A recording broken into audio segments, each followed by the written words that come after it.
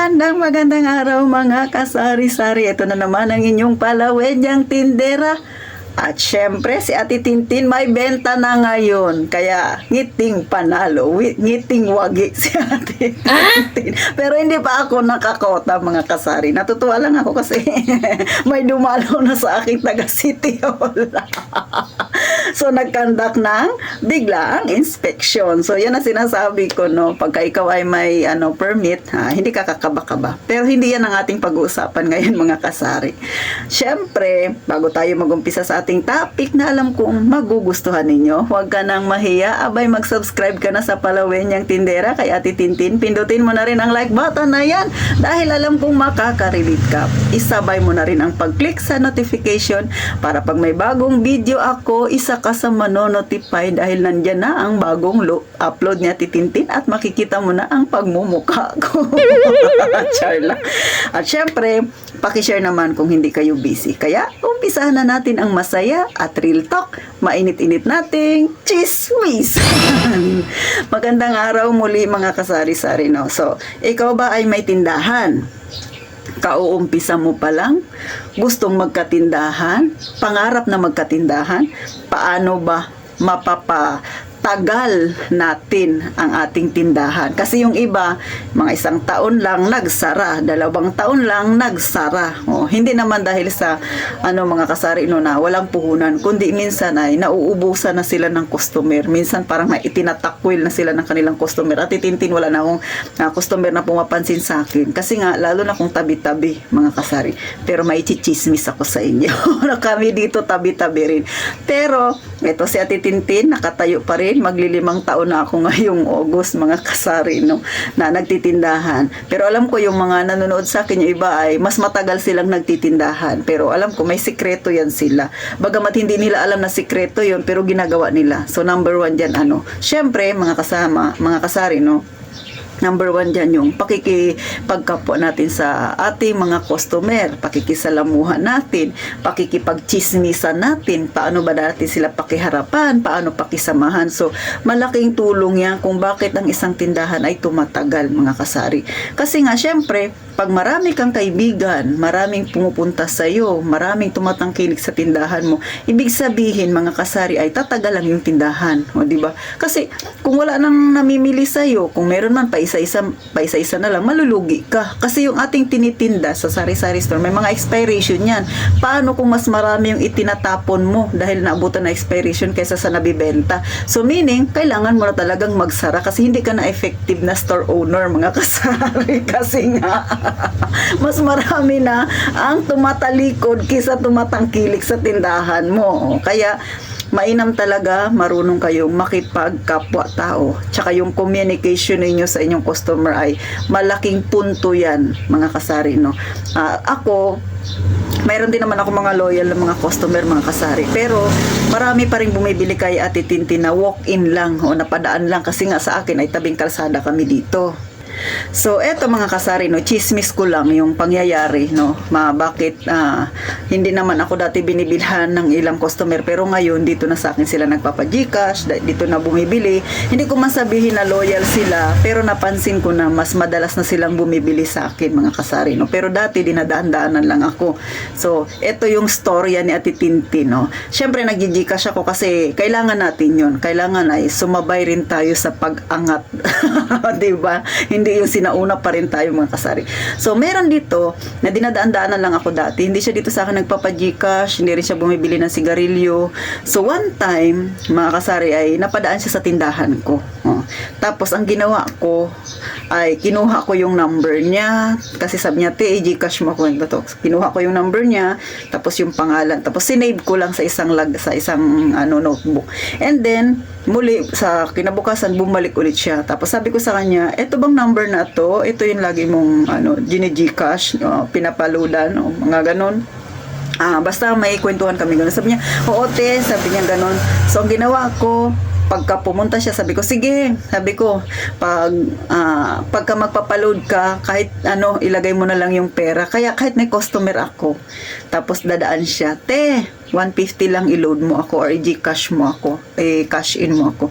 So, ganun mga kasari ang ginawa ni Ate Tintin. So, simula noon, dito na siya lagi nagpapakash in sa akin, nagpapakash out. Pero mas madalas kasi cash in siya, no? So, bakit ako ganun sa customer ko? Kasi mga kasari, no, yun yung napansin ko sa kanya, ayaw niyang magtagal sa tindahan. So, syempre, tingnan natin kung ano yung kailangan ni customer. Yun ang ibigay natin. Yung serbisyo na gusto niya, ayaw niyang magtagal kasi nga mainit. So, ang gawa niya, cash in 200 tapos sigarilyo. So, unahin kong bigay yung sigarilyo, sabi ko, isunod ko na lang yung cash in mo. So, ganun lang ganun. Ngayon mga kasari, dito na siya sa akin nagpapa-Gcash, no. So, malaking tulong yun. At saka dapat, alamin mo rin anong pangalan ni customer. Minsan, lalo na kung mga babae, no, mga estudyante, binibiro-biro ko, tinatanong, kinukumusta ko yung pag-aaral nila, ganun. Hindi maiwasan yun na makipagkwentuhan ka sa customer mo. At tanungin mo, kumusta yung pag-aaral ninyo? Kung magtanong ka lang ng hindi naman yung lahat alamin mo sa buhay nila, no? Yung simpleng kwentuhan lang, malaking tulong yun sa kanila, lalo na dito sa amin, no, karamihan ay mga estudyante. So, yung ma-feel nila na welcome sila sa lugar na yan, yung ma-feel nila na hindi sila iba sa'yo, yung pagka pumunta sila sa tindahan mo, yung parang magaan ang loob nila sa'yo, mga kasari, malaking tulong yan pag nakikipag-usap kayo sa inyong customer. Kasi syempre, tatagal ang customer mo, mga kasari. At syempre, tatagal din ang tindahan mo, mga kasari. Kaya paano magtagal ang tindahan mo kung pasumit-sumit ka dyan? O, diba? Kaya minsan, mga kasari, no, may mga customer ako na kahit wala silang binibili, pero alam ko, dito talaga sila sa akin nabili. Tapos, baka pwede magpabarya. Binabaryahan ko. Isang way yun para dito sila sa akin bumili. Kasi alam ko naman, mga kasari, no, pagka ikaw ay malapit sa customer mo, wag naman yung to the point na magpautang ka. Ibang usapan yun. Nakakalubog ng tindahan yun wag nagpapautang. Yung tipong give and take tayo. Minsan kailangan nila ng barya, mga estudyante, so 500 ng pera, pinagbibigyan ko, mga kasari. Kasi alam ko dito naman sila sa akin nabili. So ganun yung nagiging araw ni Ate Tintin. Dahil wala nga akong kachismisan dito, yung mga customer ko na bumibili. So sila yung mga chinichismisan ko, di ba? Minsan yung mga estudyante, mga college na, ko, ay, kumusta ang school ninyo? Magkano na ba ang tuition fee ngayon? Yung mga simpleng tanong lang, mga kasari, na parang pinapakita mo sa kanila na nagki-care ka rin sa customer mo. Malaking bagay yun kasi nga mas napapalapit yung loob nila sa inyo, mga kasari. Kayo ba, mga tindera, ganyan din ba kayo sa mga customer ninyo o sinisinghala ninyo pag malaki yung pera nila? Wala kang barya! So, wag ganon, ha? Kasi lumalayo yung loob ng mga customer mo. Kailangan lagi lang tayong happy. Kahit wala pa tayong masyadong benta, happy lang tayo. At syempre, higit sa lahat, no, pagka kayo ay naiinis sa isang customer, dahil hindi naman yan maiiwasan, minsan may time talaga na naiinis kayo sa customer, ay wag ninyong lahatin yung customer ninyo, wag ninyong ibuntun dun sa iba yung inis ninyo dun sa isang customer. Tandaan, nag-iisa lang yung kinaiinisan mong customer, wag mong lahatin, kasi baka yung mga yan, lahat na yan ay talikuran ka, hindi na yan sa'yo bibili, magtampo yan, abay, delikado ang iyong negosyo, mga kasari. So ito, pinapakita ko lang yung realidad ng buhay. Kaya tumatagal ang isang tindahan kasi dahil na rin sa mga customer na tumatangkilik sa atin. Hindi dahil sa magaling tayo sa negosyo, mga kasari, kundi malaking tulong din talaga yung ating mga customer sa atin. O, diba? Paano ka magninegosyo kung walang bibili sa iyo? So, yung pakikisama talaga, kung paano natin sila kausapin, ay malaking tulong yan, mga kasari. Sa isang kagaya nating may maliit na tindahan na para maiangat natin paunti-unti ang ating negosyo, mga kasari. So, syempre, kung meron kang pakikipagkapwa tao sa iyong mga customer, magaling kang makisama, isa rin sa dapat mong bawasan para tumagal lang yung tindahan, yung mga expenses na hindi naman dapat, mga kasari. Ito, paano na lang tinatitintin, pahabol na lang. Halimbawa, mga kasari, syempre sa ating tindahan, hindi maiwasan na bumibili tayo ng mga plastic labo na yan, kasi may mga customer tayo na pag medyo marami yung binibili ay pinapalagay nila sa plastic. So, syempre, additional expenses yun, mga kasari. Pero ito, ako ginagawa ko, mga kasari, no. Pag bumibili ako sa palengke, yung mga plastic na malinis pa naman, tinatabi ko yan. Nilalagay ko sa isang empty bottle, so doon na nakatabi. Next, syempre, yung mga paper bag na galing din sa grocery store, maayos naman siya, tinatabi ko rin. Kasi may mga customer tayo na kahit 20 pesos lang ang binili, ipa-plastic pa talaga. paninda. So, pag sinanay ninyo si customer na kahit kaunti lang yung kanilang binibili, pinaplastic mo mga kasari, dagdag at saka malaki expenses yun ng iyong tindahan. So, paano yun? Nababawasan ang kita mo, di ba? Kaya tayo mga may tindahan, dapat magaling tayo sa mga ganyan, dumiskarte. Bawasan ang dapat bawasan. Yung mga dapat nating katulad na expenses na hindi additional, pwede naman nating i-cut yan, no? Mag-cut tayo kalahati. Halimbawa, bumibili kayo ng plastic, dati sa loob ng isang buwan, gumagastos kayo ng 100 sa mga plastic na yun. Pwede na, gawin mo lang 50. Magtipid.